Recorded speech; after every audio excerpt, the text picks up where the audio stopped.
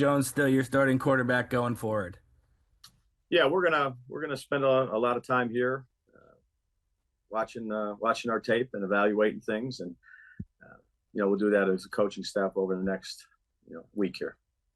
That's a little bit different, Brian, than the yes that you give us to that question when we ask it every week. So I think to be clear, everybody's going to assume that means yes, you're at least considering a change. Is that fair? Well, I would say we're evaluating our team at the bye week is what we're doing. Thank you. Mm-hmm. Please raise your hand if you have a question for Dave.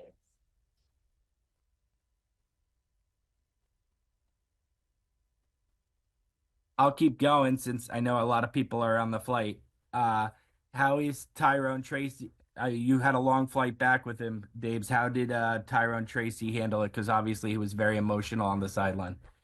Yeah, this is a young player for us that really gives everything he has and cares a lot about his team and about his role on his team. And he's done a nice job for us. And it was unfortunate there at the end with the fumble, but he's a young man that'll bounce back. He's got the right attitude, been a productive player.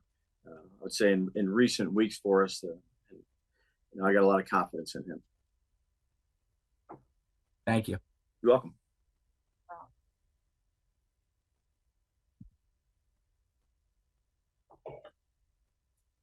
Hey, Brian.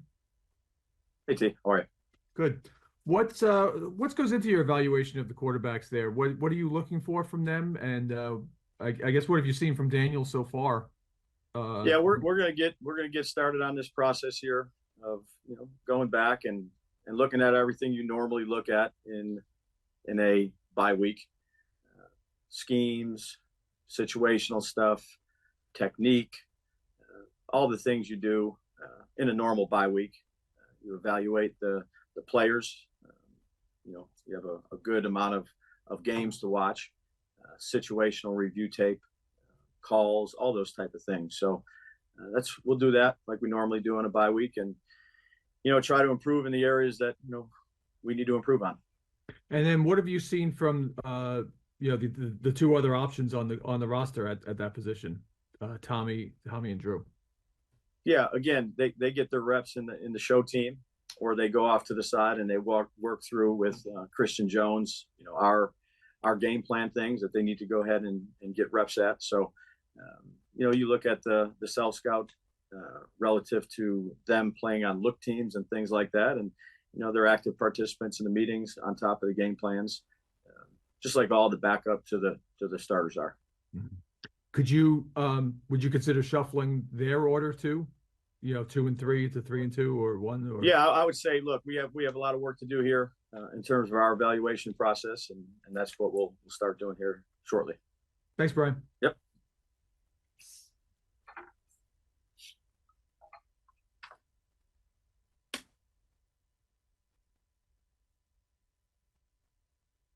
Charlotte, go ahead. Hey, Dibs. How's it going? Charlotte, afternoon. This is more I didn't get a chance to ask you after. Okay. Why did you decide to make the change to Evan Neal at right tackle? He's been doing a good job in practice, and again, just trying to get the best 5 out there. A lot of respect for Jermaine Illuminor having to go over there to the left side. He's been doing a really good job for us on the right side, but Evan has increasingly gotten better throughout practice, and wanted to give him an opportunity based off of his practice performance and what he's done in practice to see how those 5 players would go together. Ran the ball well, got movement at the line of scrimmage. It was good to see him out there. He had some really nice plays, and then some things we got to clean up on like everybody does. Is your evaluation, I guess, sticking with him going forward then at the position? Yeah, again, we'll go through all that this week. But I thought he did some good things for us. Got a lot of movement in the running game. Did a nice job sealing off that backside on Tracy's long touchdown run there, and did some good things for us. Got to continue to improve with him, but it was good to see him back out there, performing at a pretty high level for us. Certainly things he can clean up on, but for his first time back after a long layout, did some good things.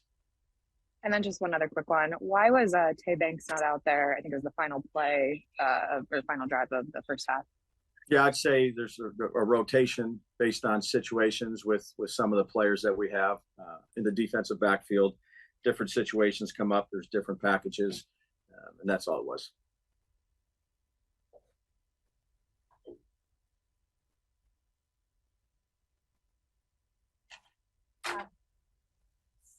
Hey, Dave, how are you? Patty, how are you? I'm good, thanks. I have two for you, if I could, Sure. please. You got it. After, so far through the season, what have you seen from the run game, the run defense, and is there a recurring issue with that? It's a few plays each game where they break a long one, and there's no reoccurring theme. Yesterday they got 2 edge plays on us. And 2 different things happened on each of those plays where they broke out. Some games it's opening field tackling, some games it's gap control. Certainly something that, again, you get a couple big plays in the running game, 2 or 3, that's really going to up everything. So what we need to do is eliminate some of these explosives, continue to win the line of scrimmage, knock back, gap control, and then, tackling. So again, there's not one thing, specific. It's, each week it's been a little bit different, and it's something that we need to continue to work on and be better at. And then my second question for you is the roster is pretty much what it's going to be the rest of the year. So it's not like, you can make wholesale changes in areas where you think you're deficient. So that being said, what else can be done? Scheme changes, philosophy shifts. I mean, what can be done to maybe shore up some of these issues that seem to be recurring each week? Yeah, I think you go back, you look at it, you evaluate the things that, there's certainly things that are good. And then there's things that aren't up to standard. And we got to make sure we identify those, which we try to do every week. When you have a little bit more time on a bye week, you dig in a little bit more and make sure that, again, it could be a missed tackle. It could be a wrong fit, whatever it may be. Again, our coaches do a good job of bringing that to the attention of the guys. They're going to try to improve it. And, that's the mindset we'll have. Thank you, Dave. You're welcome. Greg Johnson. Hey, Brian. Hey, Greg. Just wondering, what has Chris Manhertz meant to your team this season? And also, just what kind of respect do you have for a guy who's been in the league for 10 years now, just really grinding for teams, doing a lot of dirty work, never really in the spotlight, catching a lot of balls, but it seems like he's just done a lot for teams. Yeah, I appreciate that question. Total pro. For an older guy, he's out there practicing every day, never misses a beat. I think everyone in the room, both on the offense and the defensive side, has a very high respect for him, how about he goes about his business. He's tough. He's asked to do a lot of the dirty work as a tight end, and as a former tight end coach, I appreciate that about him.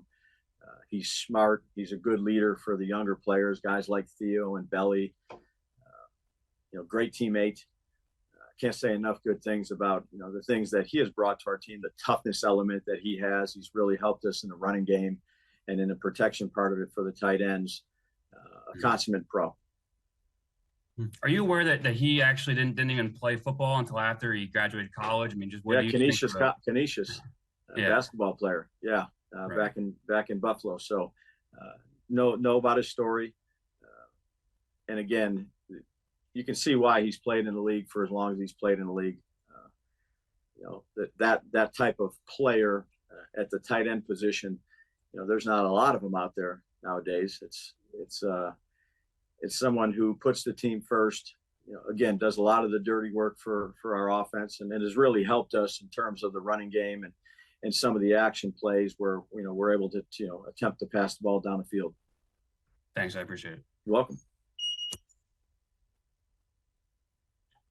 Oh, we'll take 5 more. Tom Canavan.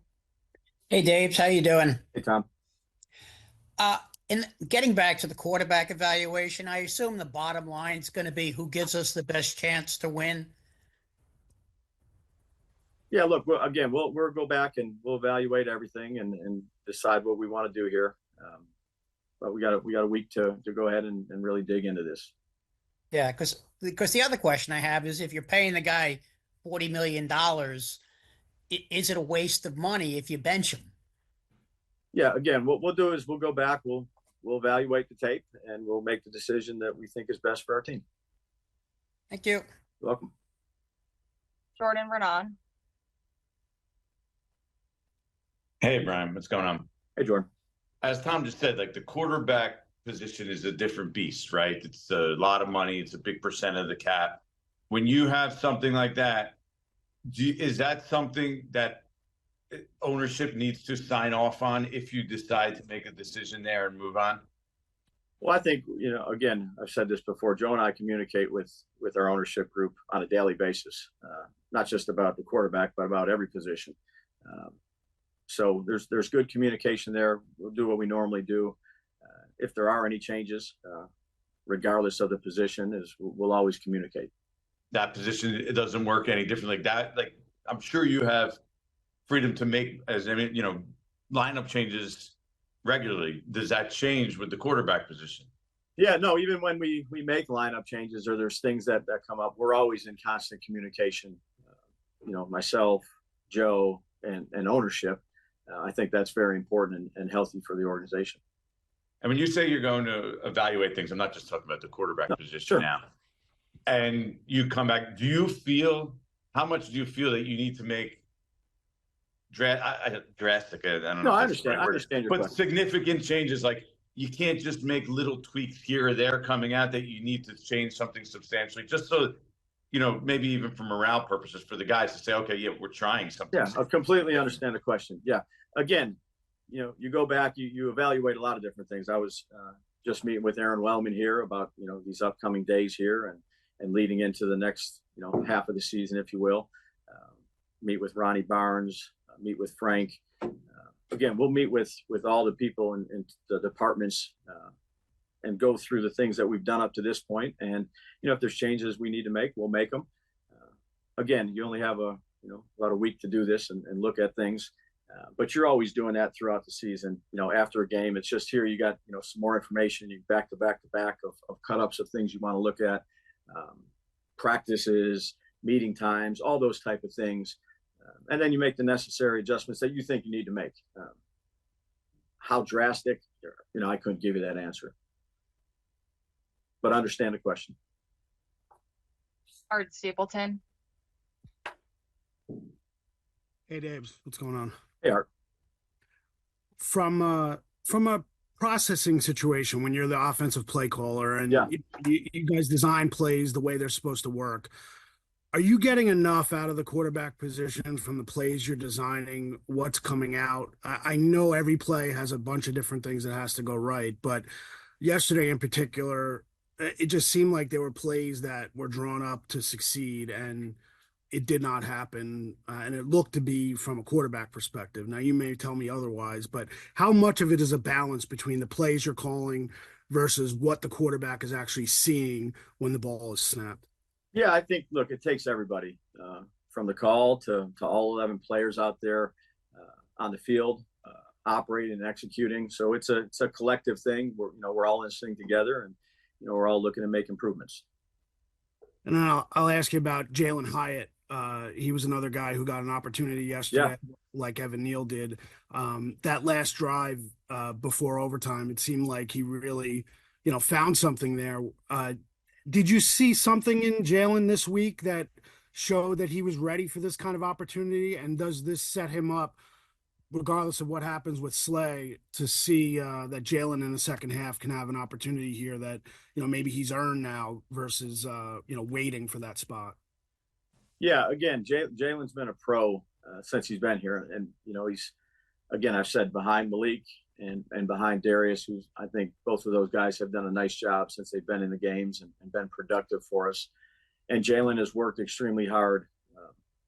Even though he wasn't the starter, he had an opportunity to make some plays, and it was good to see him make some plays for us. And not just the pass game, but for a slighter build guy, he was going in there and trying to throw himself around in the run game that helped spring some runs, particularly later in the game. So I thought that he had one of his better games for us. I was happy to see some of the production that he had, and he's got the right mindset. He's again another guy that's waiting for his opportunity, and his opportunity came and he made some plays for us. So it was good to see. Thanks, Tibbs. You got it. Last one, Charlotte Carroll. Dave, just to follow up on Jordan's question, what did you hear from ownership after this loss? Yeah, I keep all those conversations private, but we have plenty of them. They're good. They're good conversations. Again, no one is, let's say, myself, Joe, ownership, players. No one's happy with the results and where we're at. But again, we'll sit back. We'll evaluate the things. We'll go to work, and we've got a little time here before we play the next game. Try to get everybody healthy, with the right mindset, and evaluate our procedures, the way we do things, our schemes, our players, all those things. And that's no different than any time you have a bye week.